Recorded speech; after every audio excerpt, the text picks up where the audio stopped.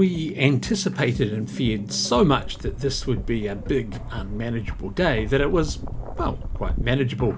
Not without its difficulties and not without its challenges, but yeah, what an awesome day's biking. Started with a long straight line as we turned off from the main road between Omarama and Central Otago and slowly climbed up a backcountry road up a valley. Started to hit some pretty strong headwinds, which were a bit concerning by the time it went to gravel and then to this sort of track, vehicle track. But yeah, what an amazing view of what we had to climb as it came up. And yeah, it was always going to be difficult, but actually climbing up the Omarama saddle wasn't that hard. We were often comparing it to Thompson's Gorge, which we did the year before, and if anything, I think Thompson's Gorge was harder, perhaps just because when we did that it was so hot, whereas there was a bit of overcast cloud about today, and yeah, that cooled things down a little bit. But also the road up the saddle here at Amarama is very well graded, and you know, you have to do quite a bit of hike and bike. Sure, it's that steep, but never really difficult hike and bike. It's always very manageable.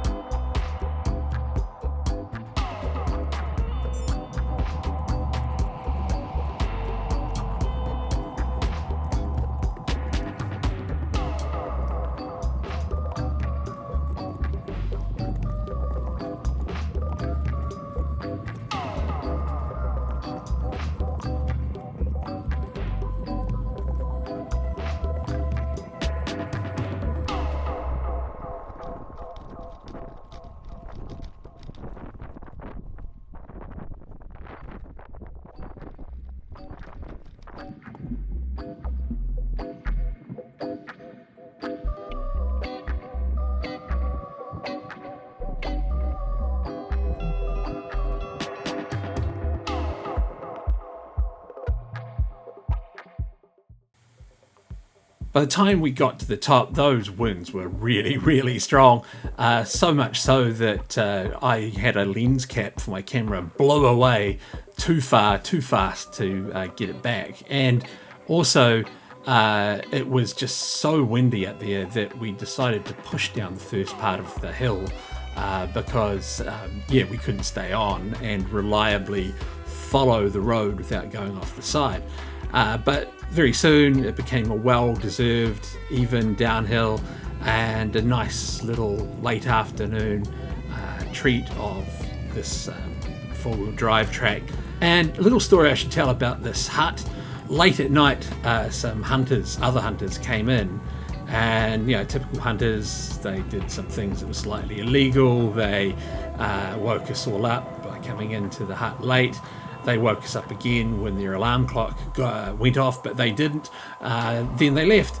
And when we went to leave, we found that they'd locked the door from the outside. And, well, just fortunately, we could lower Reuben through the one window of the hut, and he came round and took the bolt off, and we were on our way.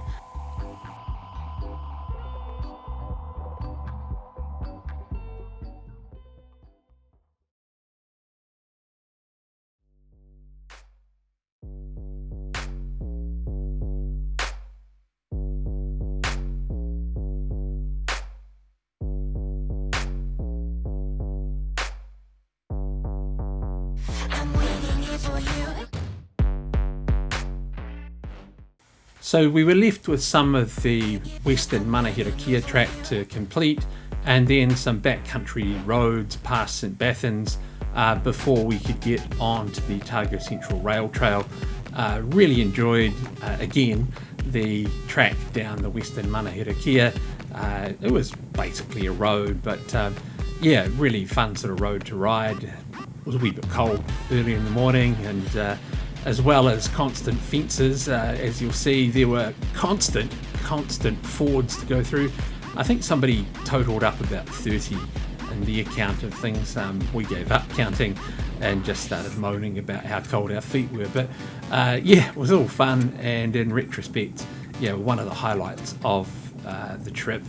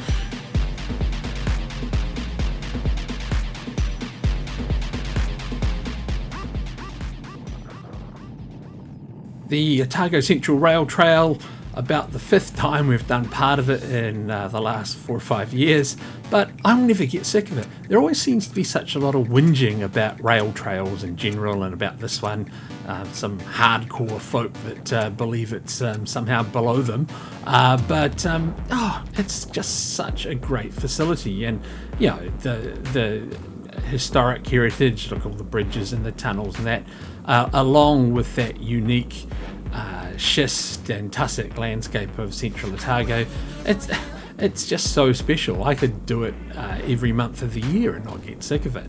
In fact, you know, going through the Gorge section, which actually we'd bypassed the last few times we'd gone through here, just magical.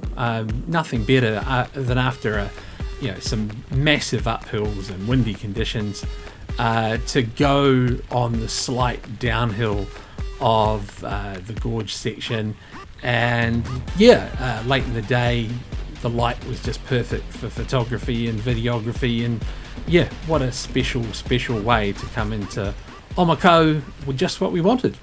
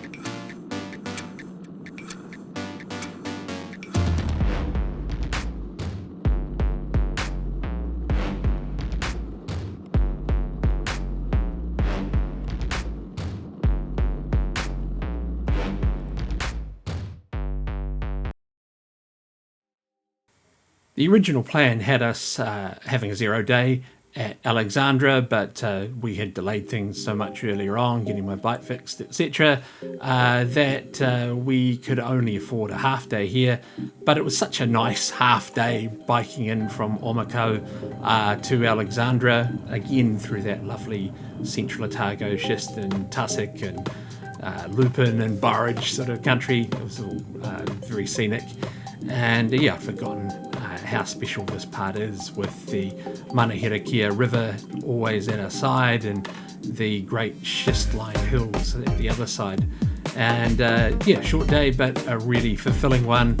And it was nice to get to Alexandra and go for a long swim in the Maniototo and have a picnic there as well.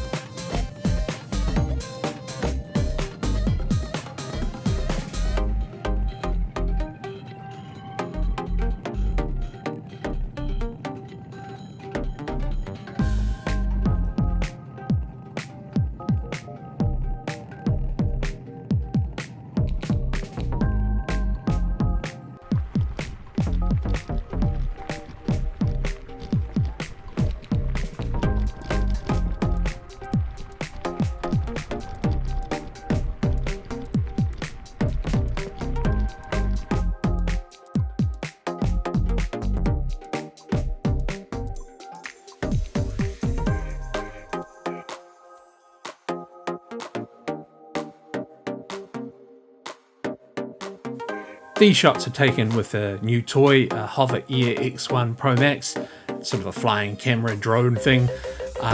Wish I'd used it a lot more. We only really got it out here and one other time. I think partly the concern about the leg problems and the rain, etc., just made us a little bit conservative about when we didn't use cameras, etc.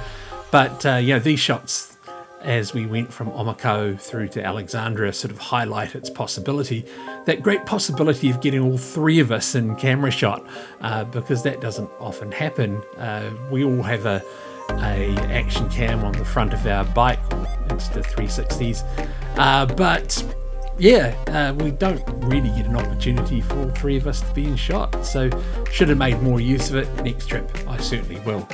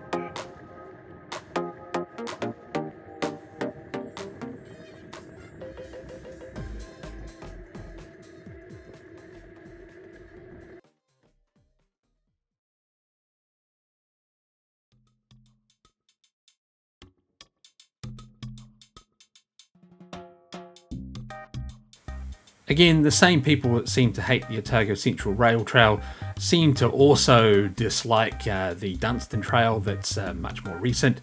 We had done it 2 years ago, but we're quite looking forward to doing it again. It is such a wonderful trail.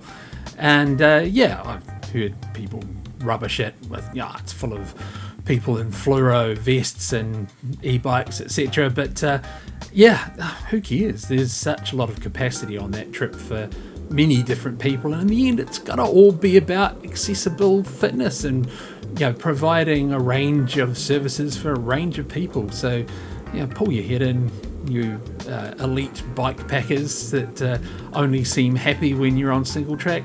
There's more to life than what you do. And even the road bits were kind of fun, real varied day doing this sort of track. There's some steep hills here. We did about 800 metres of climbing just between Alexandra and Cromwell, and it meant that it was a demanding day. So what's the issue?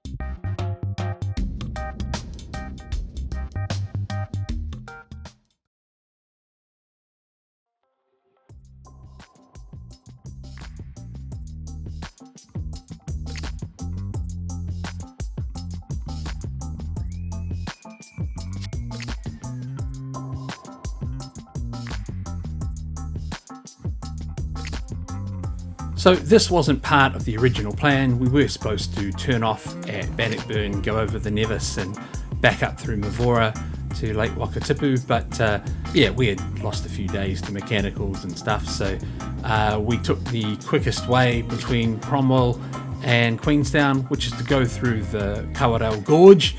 And yeah, that was, again, it was difficult with the amount of traffic which built up steadily through the day, and a relatively narrow road given the volume of traffic on it and a lack of a verge, etc. But you know, I've biked it before and enjoyed it, and biked it this time and quite enjoyed it too, and nothing wrong with it in terms of a last day. Also good to catch some trails that I had never biked on before, the so-called Queenstown trails, starting from Gibbston and obviously through wine territory at first, but yeah, some lovely rocky valleys down by the Shotover River and other back roads into Queenstown that we had used before, and yeah, felt quite good to actually see these for the first time.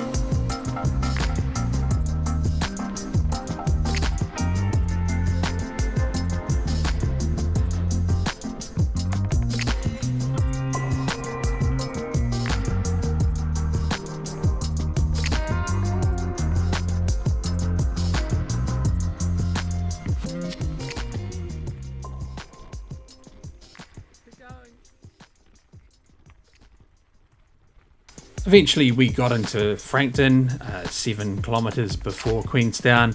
Expected to pick up our bike bags, but yet again New Zealand Post stuffed things up. Apparently you can't deliver anything beyond a small parcel to the supermarkets that it works with these days for collect a parcel, and it got redirected to a postal depot that had already closed for the day, and we were a bit nervous the next day, but we got our bike bags, we got our bikes back in those bags, and we flew on back to Auckland, all very, very happy.